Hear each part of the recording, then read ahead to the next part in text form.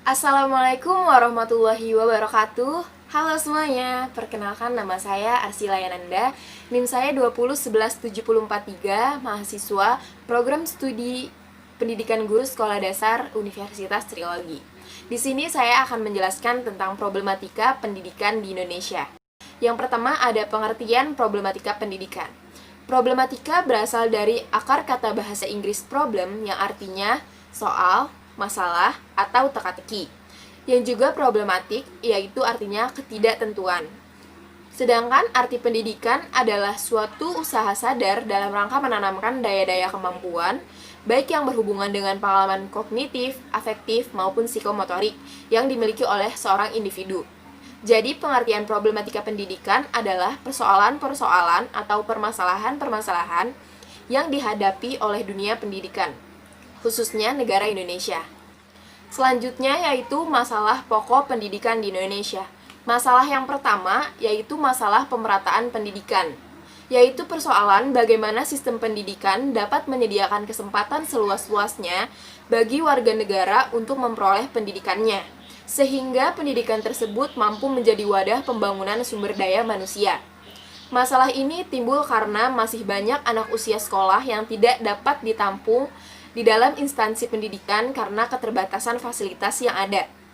Masalah ini dianggap penting karena jika anak usia sekolah mendapatkan kesempatan belajar jenjang sekolah dasar saja, mereka akan memiliki bekal dasar, yaitu membaca, menulis, dan berhitung.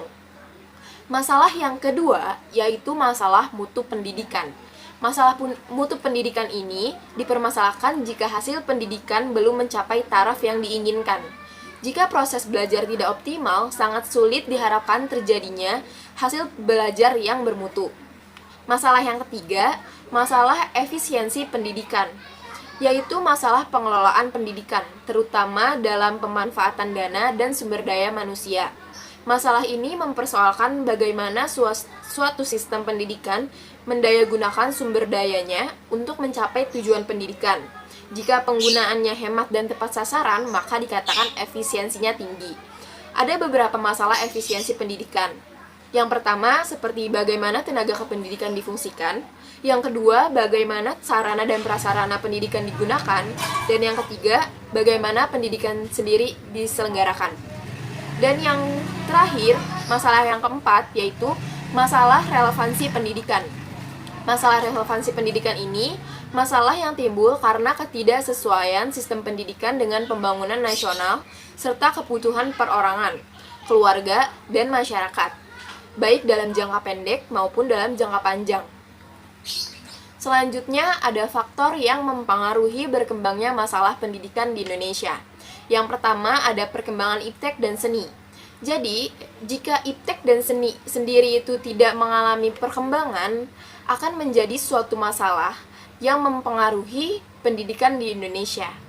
Yang kedua ada laju pertumbuhan penduduk. Jadi semakin tinggi laju pertumbuhan penduduk di negara ini, maka semakin banyak fasilitas serta lembaga atau instansi pendidikan yang dibutuhkan.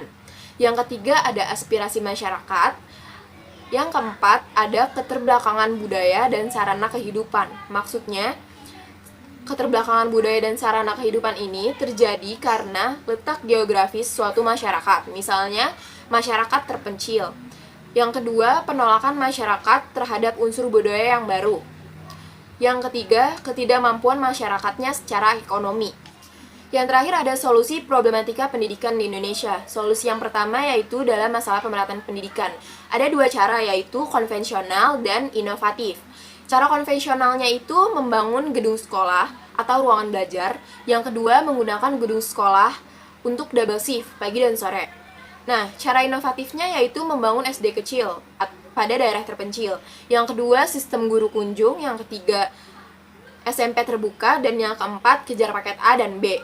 Sedangkan solusi masalah mutu efisiensi dan relevansi pendidikan dengan cara penyempurnaan kurikulum, penyempurnaan sarana belajar seperti buku paket dan media pembelajaran, dan yang terakhir peningkatan administrasi manajemen khususnya mengenai anggaran. Segitu yang dapat saya sampaikan, lebih dan kurangnya saya mohon maaf. Wassalamualaikum warahmatullahi wabarakatuh.